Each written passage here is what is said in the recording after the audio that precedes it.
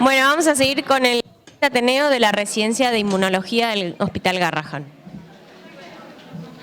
Hola, buenos días a todos. Mi nombre es Paula, mi compañera es Dayana. Somos residentes de segundo y tercer año del Hospital Garrahan de la Residencia de Bioquímica Clínica, área Inmunología. Y hoy les vamos a presentar una inmunodeficiencia primaria muy característica en nuestro hospital, que es el síndrome de hiper-IgE. Bueno, empezamos mal. Para comenzar, les voy a presentar un caso clínico de una paciente de 2 años, de una paciente que consulta por primera vez en el Hospital Garrahan a los 2 años y 5 meses, fue derivada por presentar infecciones recurrentes y como antecedentes personales presentaba muchos procesos infecciosos, entre ellos otitis media aguda, neumonías, múltiples abscesos cutáneos, celulitis, conjuntivitis y otros procesos infecciosos.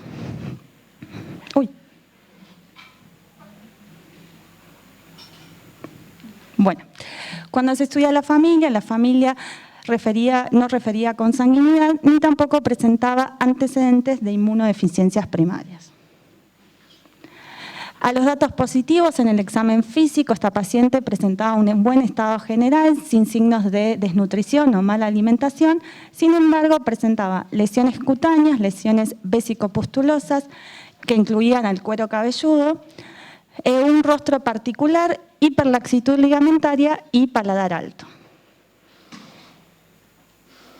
Se hace un laboratorio en la primera consulta, un hemograma donde se observa una leucocitosis y una eosinofilia. Presentaba una anemia moderada, ya que la hemoglobina era de 10,9 gramos por decilitro y tenía aumentado el recuento plaquetario, la eritrosedimentación y la PCR debido a estos procesos infecciosos que presentaba. También en el laboratorio de inmunología humoral se hizo el dosaje de inmunoglobulinas, las cuales se presentaban normales, tanto la inmunoglobulina G, la M y la A para los valores de referencia utilizados en el laboratorio, mientras que la IgE se encontraba aumentada. También se determinaron la respuesta a anticuerpos específicos, presentaba respuesta al antineumococo, no presentaba respuesta al antitoxoide y por el laboratorio de citometría de flujo se hicieron poblaciones linfocitarias, las cuales se presentaban normales. Entonces, hasta ese momento se tenía un diagnóstico presuntivo de síndrome hiper-IgE. ¿Pero qué es el síndrome hiper-IgE? Toda esta historia y el estudio de esta patología comienza en 1966 con Davis y sus colaboradores, en los cuales se estudian 2 niñas con abscesos cutáneos fríos que presentaban episodios de neumonía y un rash de comienzo neonatal. Todavía en ese momento no se tenía en cuenta el dato del laboratorio que estaba alterado y se lo denominó síndrome de Job en honor a su descubridor Davis. Sin embargo, en 1972, Buckley y sus colaboradores ven que el agente causante de estos abscesos recurrentes era el estafilococos, que estos pacientes presentaban eczema y que la inmunoglobulina E se encontraba alterada, mientras que las otras inmunoglobulinas no se encontraban alteradas. Y se denominó síndrome de Buckley en honor a su descubridor. En 1999 viene Grimbacher, que lo que ve es que no solo había alteraciones inmunológicas, sino también que estos pacientes presentaban manifestaciones no inmunológicas y lo denominan síndrome de hiper-IgE. En 2004 ya se hace un estudio molecular y estos pacientes que presentaban un fenotipo característico de hiper-IgE, las familias referían consanguinidad y se empezó a hablar del hiper-IgE autosómico recesivo. En el 2006, Mineguille y todos sus colaboradores encuentran que el causante del síndrome hiper-IgE autosómico dominante eran las mutaciones en el gen TIC2, recesivo. Sin embargo, en 2007, Mineguille y también Holland y todos sus colaboradores hablan de que pacientes que presentaban un fenotipo de síndrome hiper-IgE, pero presentaban otro tipo de herencia, el autosómico dominante. Y hablan de las mutaciones heterocigotas en el gen STAT3. El síndrome hiper-IgE autosómico dominante es una enfermedad rara. La incidencia es 1 en 100.000 y afecta por igual tanto a mujeres como hombres. Y en el 2009, por el Journal Clinical of Immunology, ya se sabía que había hiper-IgE autosómico dominante y que en el hiper-IgE autosómico recesivo no solo se encontraban las mutaciones en el gen TIC2, sino también las mutaciones en el gen DOC8. Bueno, y entonces se trata de clasificar esta inmunodeficiencia. En el 2015, un comité de expertos de inmunología que se reúnen casi todos los años, tratan de hacer la clasificación de todas las inmunodeficiencias primarias encontradas en este momento, una clasificación fenotípica, y dividen a todas las inmunodeficiencias en 9 grupos, basados en las semejanzas clínicas y en la patogénesis. Y nuestra inmunodeficiencia del día de hoy, que es el síndrome hiper-IgE autosómico dominante, se encuentra en el grupo 2, donde no solo tienen alteraciones al nivel de células T y B, sino también que presentan características... Uy, es complicado esto. Autosómicos, sino que también presentan características sindrómicas. Bueno, y para hablar un poquito de qué es el síndrome hiper-IgE autosómico dominante, este presenta manifestaciones inmunológicas y no inmunológicas. De las manifestaciones inmunológicas, todos estos pacientes presentan rash, que es de comienzo neonatal, es crónico, afecta sobre todo a las extremidades y la espalda. También presentan infecciones causadas por el estafilococo aureus, que a nivel del piel, como se puede ver en la fotografía, presenta piodermitis, celulitis y abscesos. Y a nivel del pulmón, neumatoceles. La cavidad del parénquima pulmonar se llena de aire. También todos estos pacientes son susceptibles a infecciones, son susceptibles a la cándida albicans, que genera candidiasis mucocutánea, y se ha estudiado por muchos años que esto produce una disminución de las células TH17, que ahora se los va a comentar Diana. Otros agentes infecciosos es el Streptococcus pneumoniae, el epidermidis y el influenzae, entre otros. También todos estos pacientes presentan una mayor incidencia a padecer linfomas, en especial el linfoma de No-Hodgkin, y se ha visto que en estos pacientes un aumento en la inmunoglobulina E no está asociado a manifestaciones clínicas como urticaria, rinitis, asma y anafilaxia. De las manifestaciones no inmunológicas, no es que este chico tenga cara de loco, sino que tenga unas facies características. Tiene una simetría facial, una frente prominente, ojos hundidos, puente nasal ancho. La mandíbula está desviada hacia adelante, presentan piel áspera y la distancia interalar está aumentada. También, a lo largo que van creciendo, presentan retención de dientes primarios y presentan hiperlaxitud ligamentaria, como hemos visto en nuestra paciente. Otras manifestaciones no inmunológicas, hablamos de que estos pacientes padecen osteopenia, entonces tienen tendencia a padecer fracturas patológicas, además presentan una escoliosis severa. Craniosinostosis, es que las placas del cráneo, las placas óseas, se cierran de manera prematura, y anomalías de la línea media, donde la campanilla, como todos conocemos, se divide en dos y genera fisuras de la línea media y úvula bífida. Pero en 1999, debido a que es una enfermedad rara y que no había un diagnóstico de certeza, Grimbacher y todos sus colaboradores hicieron este sistema de puntuación para poder diagnosticar de manera clínica el síndrome de hiper-IgE. Esto se hizo inicialmente para diagnosticar a las familias de los pacientes con hiper-IgE y para hacer un diagnóstico diferencial de otras patologías como la dermatitis atópica. En este score se toma en cuenta las características clínicas mencionadas anteriormente, donde según la presencia o la frecuencia de estas se le asigna un puntaje que puede ir desde el 0 hasta el 10, y como características del laboratorio se tenía en cuenta hasta en ese momento la IgE sérica mayor a 2000 y la presencia de eosinófilos aumentado. Si se suma todo esto y da un puntaje mayor a 40 puntos, quiere decir que hay un diagnóstico probable de presentar síndrome hiper-IgE. Si se obtiene un puntaje entre 20 y 40, puede ser un diagnóstico dudoso, y si tiene menos de 20, es un diagnóstico poco probable. Si volvemos a nuestra paciente tenía aumentada la inmunoglobulina E, a su vez se tenía múltiples abscesos, había presentado neumonía, tenía eosinofilia, tenía eczema leve, presentaba otitis media aguda, había tenido 3 episodios, presentaba hiperlaxitud ligamentaria. La faz y el rostro a esa edad todavía era incompleta, no era un rostro característico del síndrome de Hyper-IgE. El ancho nasal era más de 2 desvíos estándar, presentaba un paladar alto y por la edad, que presentaba de 2 a 5 años, se le asignaba un puntaje de 2. Entonces se suma todo eso y da un puntaje de 38.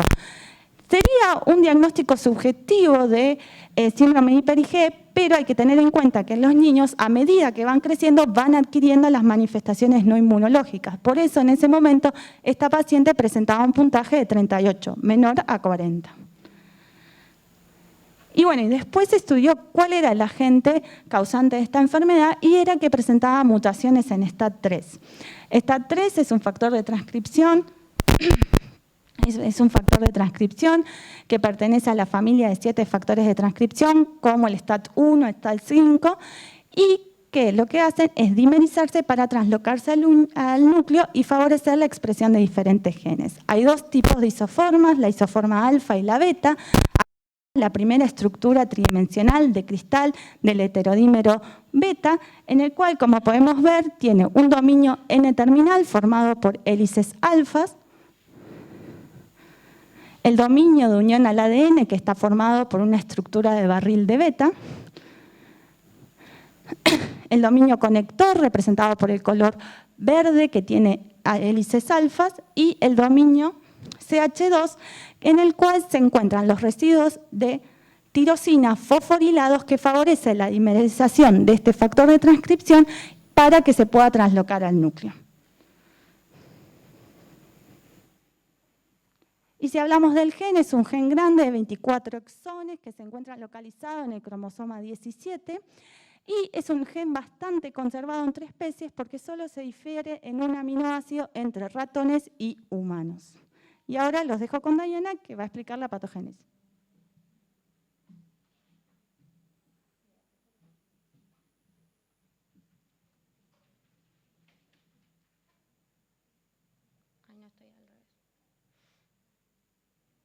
Hola a todos. Bueno, para hablar de STAT3 y de cómo funciona y cómo cumple su función, tenemos que hablar un poco de la vía JAK-STAT. La vía JAK-STAT son diferentes moléculas que intervienen en muchas vías de señalización, entre ellas de la que vamos a hablar hoy, y implica toda una cadena que se produce luego de que se une una citoquina a su receptor, ¿sí? Cuando la citoquina se une al receptor, se reclutan las JAK, que son las Janus quinasas, que tienen 2 dominios, un dominio catalítico y un dominio de autofosforilación, ¿sí?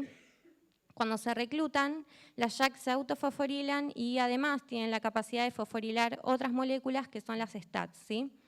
Entonces las STAT se reclutan y son fosforiladas como respuesta a la unión de la citoquina a su receptor. Cuando se forman estos dímeros de STAT, adquieren la capacidad de ir a núcleo y dar lugar a la transcripción de diversos genes. En el caso particular de STAT3, STAT3 se fosforila como respuesta a diversas citoquinas como interleuquina 6, interleuquina 10, 11, 21, 22 y 23. Cuando se activan estos receptores, las JAK quinasas van a fosforilar a STAT3, que va a tener la capacidad de formar dímeros, tanto homodímeros como heterodímeros con STAT1 y STAT5. Estos homo y heterodímeros van a ir a núcleo y van a dar lugar a la transcripción de genes que codifican, por ejemplo, la interleuquina 6, a la 22, la 26, 17A, F TGF-beta, MCP1, y van a disminuir la transcripción de citoquinas como el TNF-alfa, interleuquina 2 e interferón gamma. ¿Esto qué quiere decir? Van a dar lugar a un tipo de respuesta particular, que es un tipo de respuesta TH17, que es la respuesta que se da lugar como cuando hay una infección por bacterias extracelulares o infecciones fúngicas, ¿sí? Y disminuye un tipo de respuesta de tipo TH1, que es el que se produce cuando hay infecciones por bacterias intracelulares. O sea que en conclusión, cuando se activa STAT3, va a haber una prevalencia de la respuesta TH17 y una disminución de la respuesta TH1. Cuando STAT3 no puede cumplir su función porque está mutado, lo que vamos a ver es que esto se invierte y se produce una prevalencia de la respuesta TH1 por sobre la respuesta TH17.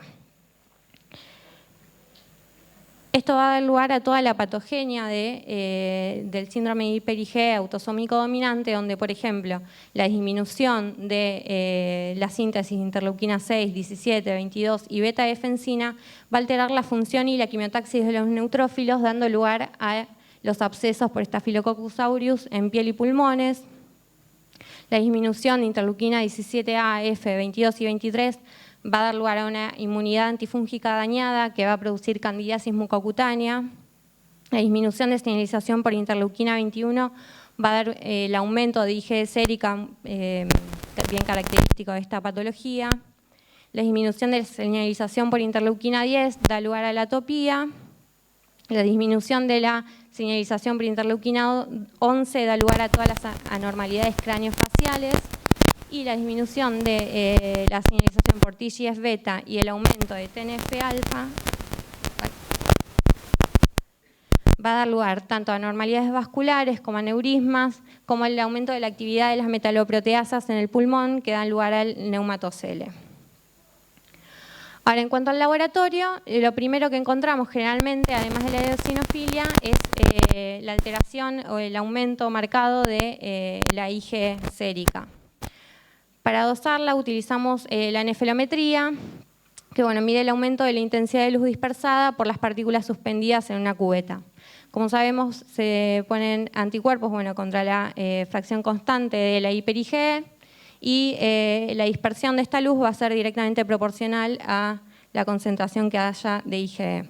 Estos son los valores normales con los que nosotros trabajamos. Como podemos ver, son valores bastante bajos, y lo que se observa en esta patología es que están marcadamente aumentados. Luego, en el laboratorio podemos encontrar otras alteraciones, como por ejemplo en los subsets de linfocitos T podemos ver una disminución de linfocitos T de memoria, y también en el compartimento B podemos ver una disminución de los linfocitos B de memoria, como de las células plasmáticas, pero nada muy... cosas bastante, genéricas, nada que sea marcador, de esta patología. Lo que sí es bastante orientativo es la disminución y la ausencia de las células TH17. Como sabemos, los linfocitos T helper tienen, frente a una determinada infección, la capacidad de diferenciarse para enfrentar de la mejor manera esa infección. Como vimos, cuando hay una infección por bacterias intracelulares, se van a diferenciar un perfil TH1. En cambio, cuando hay una infección por bacterias extracelulares o por hongos, se van a diferenciar a TH17. Esto es porque cuando se activa el linfocito T, hay todo un contexto de citoquinas que se corresponde con el tipo de infección, como por ejemplo el aumento de interleuquina 1 e interleuquina 6, y la activación de STAT3 va a dar lugar a la activación del factor de transcripción ROR gamma T y ROR alfa, que son los factores de transcripción característicos de las TH17. Y estas células van a tener la capacidad de sintetizar grandes cantidades de interleuquina 17 e interleuquina 22, que van a favorecer la síntesis de beta-defensina y van a dar lugar a la quimiotaxis de polimorfonucleares para poder enfrentar este tipo de infecciones. Lo que podemos hacer en el laboratorio es cuantificar las células TH17.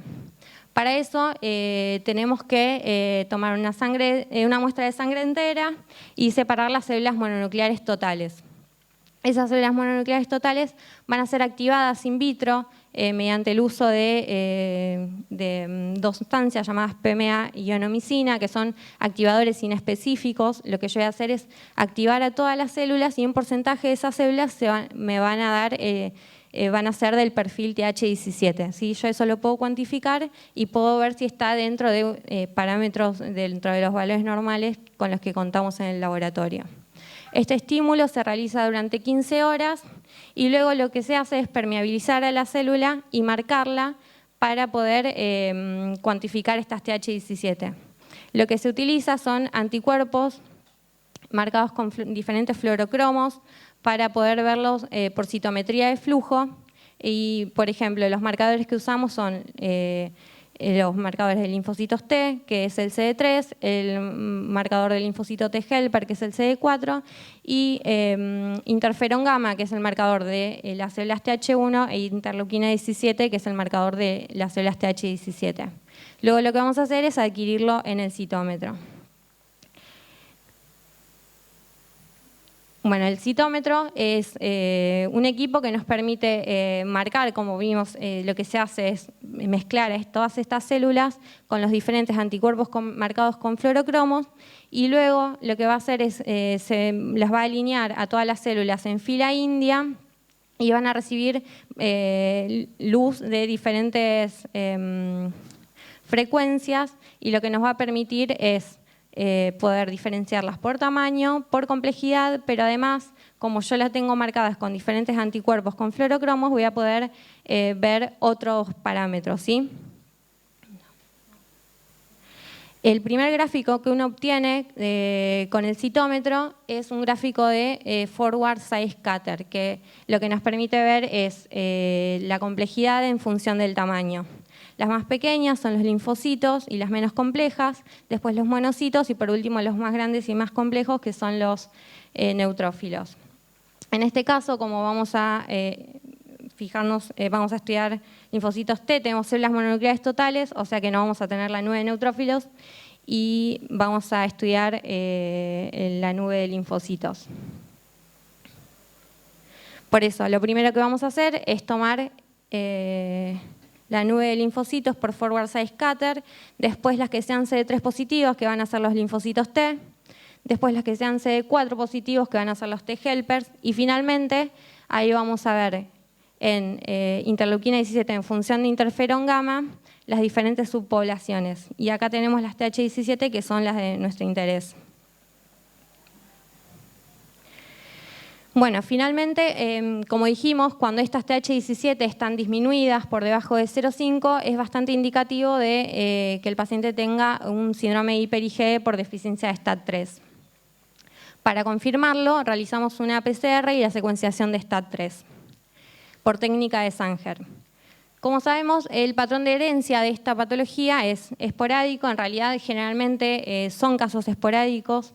Solo el 6% muestra una historia familiar, o sea, y cuando se encuentra esa historia familiar, la herencia es de tipo autosómico dominante. Como vimos, son las mutaciones que se encuentran están en estado heterocigota. Son de tipo dominante negativo y generalmente son missense.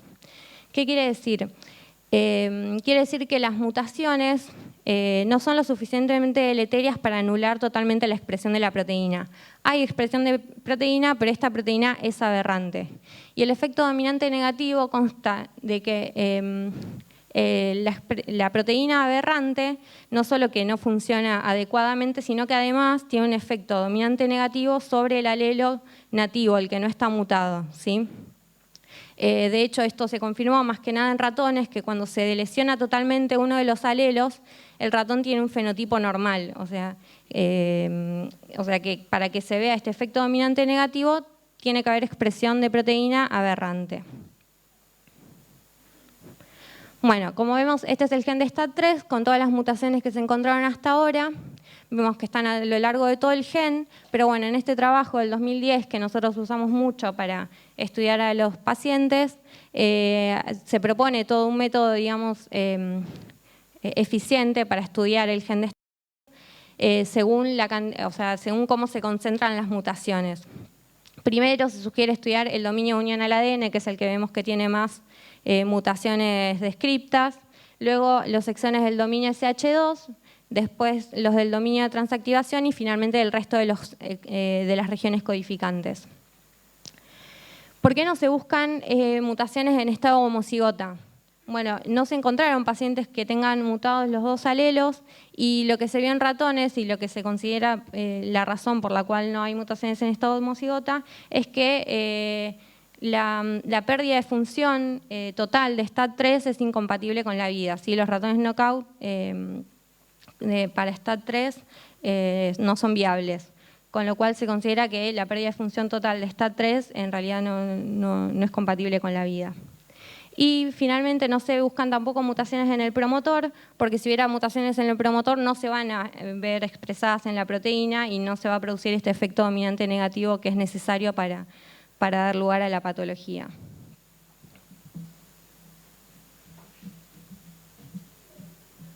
Bueno, en el 2010, usando esta bibliografía donde se explicaba cómo se hacía el estudio por biología molecular, ellos proponen un nuevo sistema de puntuación para ayudar a distinguir a aquellos pacientes que presentaban mutación en STAT3 de aquellos que no los presentaban, ya que si bien actualmente se sigue usando el score de Greenbacher, este tiene mucha sensibilidad pero poca especificidad. Y ellos querían proponer un sistema de puntuación más específico. Entonces, todos esos pacientes con una inmunoglobulina mayor a 1000 unidades internacionales por mililitro,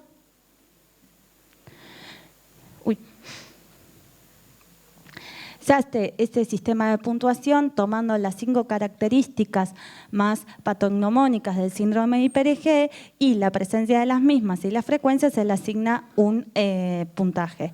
Luego, haciendo análisis estadísticos, se forma una escala de puntos y se toma. Si el puntaje es mayor a 30, es muy probable de que tenga la mutación en STAT3. Entonces, también en esta guía diagnóstica para buscar mutaciones, ellos definen 3 diagnósticos posibles. El diagnóstico posible, donde uno presenta una inmunoglobulina E mayor a 1000 unidades internacionales por mililitro y presenta un score clínico mayor a 30, basado en las 5 características que les dije anteriormente. Luego un diagnóstico probable donde suman las características anteriores y se tiene en cuenta el dato de las TH17 y la historia familiar compatible, ya que estos pacientes presentan un riesgo de 50% de transmitir a su herencia la enfermedad. Y el diagnóstico definitivo, donde se toman todas las características anteriores más una mutación heterocigota dominante negativa en STAT3. El tratamiento, hay que tener en claro que no hay una cura definitiva para el síndrome de hiper-IgE, sino más bien que es un tratamiento preventivo, previenen todas las infecciones bacterianas y fúngicas. También se le puede dar suplemento de gamma globulina si los pacientes presentan deficiencia de anticuerpos y un tratamiento paliativo para mejorar la calidad de vida del paciente, tanto con cuidados dermatológicos como medidas a tomar para prevenir esta osteopenia. En cuanto al trasplante de médula ósea, los casos reportados en la bibliografía son muy pocos hasta el momento, siguen en estudio y han tenido resultados variados. Por ejemplo, un paciente de 45 años de edad ha sido trasplantado por este síndrome de hiper-IgE, sin embargo falleció después de su trasplante y luego, unos años después, trasplantaron 2 niños no relacionados que pudieron resolver luego del trasplante sus manifestaciones inmunológicas y no inmunológicas y todavía siguen en seguimiento. Bueno, y para finalizar y siguiendo con nuestro caso clínico, esta paciente presenta entre los años 2002 a 2012 múltiples procesos infecciosos. En el 2002, como podemos ver, presenta una infección vírica que le causa una parálisis facial periférica izquierda. En el 2003 presenta celulitis y múltiples abscesos donde se puede rescatar el Staphylococcus aureus meticilino sensible. Y durante el 2004 además de los procesos infecciosos, se le suman las manifestaciones no inmunológicas que ella va adquiriendo. Se le vuelve a hacer en el 2010 el score de Greenbacher, tomando las inmunoglobulinas que seguían aumentado, múltiples abscesos, neumonías recurrentes, la eosinofilia que presentaba el eczema, después presentaba otitis medias aguda, hiperextensibilidad. Ahora su rostro era bien característico de un síndrome de hiper-IgE, un ancho nasal mayor a de 2 desvíos estándar, presentaba paladar alto y ahora la edad no le asignaba puntaje. Si hacíamos la suma de todo esto, le daba un puntaje de 51 puntos. También en el 2010, ya que había salido esta guía diagnóstica, se le hace el score de STAT-3, en el cual la paciente presenta 3 de las 5 manifestaciones características. Por análisis estadísticos, haciendo las sumas correctas, se obtiene un puntaje de mayor a 30, lo cual es un diagnóstico altamente sugestivo de que esta paciente presente la mutación en STAT3. Exámenes complementarios, se sigue haciendo hemograma y dosaje de inmunoglobulinas, las cuales se encontraban aumentados, tanto la eosinofilia como la inmunoglobulina E sérica. En el 2010 se hace un perfil B, donde se estudia el compartimiento de los linfocitos B y se identifica cuáles son los linfocitos B naive y los de memoria. Y los linfocitos B de memoria, caracterizados por el CD27 positivo y GD negativo, se encontraba disminuido. También en ese año se hace la cuantificación de células TH17 con el mismo análisis que les explicó Diana, en el cual se observa porque se larga al paciente y al normal del día.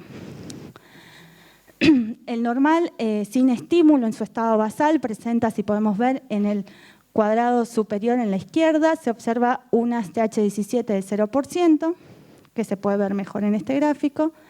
El normal estimulado presenta una cuantificación de TH17 de 0,7% y cuando se hace el paciente en estado basal, presenta una TH17 de 0%.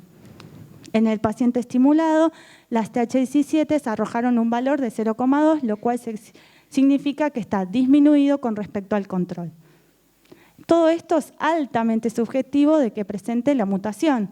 Entonces, en el 2011 se hace la búsqueda de mutaciones por STAT3, se hace una RT-PCR y una secuenciación, donde lo que queremos obtener es al ADN copy, porque se retrotranscribe el ARN a ADN complementario.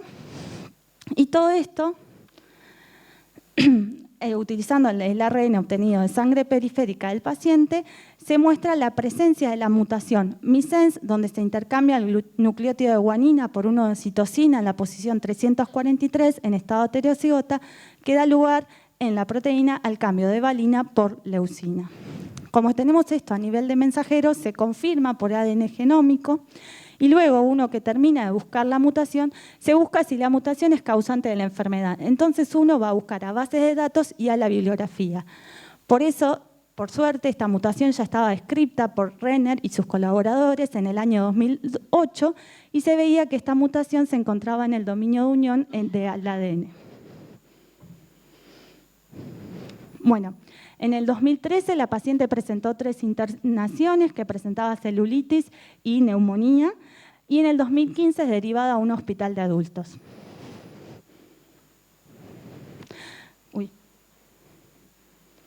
Como tratamiento, como ya les dije, solo fue preventivo, se le dio profilaxis antibiótica, los médicos actúan en cada momento de que se les dé una infección.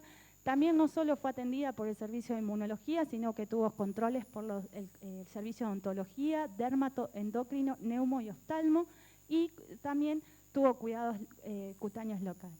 Como comentario final, les queremos decir que el síndrome IgE es una inmunodeficiencia primaria que está caracterizada por infecciones recurrentes, tanto bacterianas como fúngicas, que esto condicionan con elevada morbimortalidad del paciente, además de generar un compromiso cutáneo, por lo tanto la profilaxis y el tratamiento es de por vida. Esta es la bibliografía y queremos agradecer al servicio de inmunología. Queremos agradecer al servicio de inmunología y reumatología del hospital, tanto a los laboratorios de inmunología humoral, celular y molecular, a la bioquímica Carolina Carrara, que nos pasó un montón de bibliografía sobre el tema, y a nuestras compañeras becarias y residentes del hospital.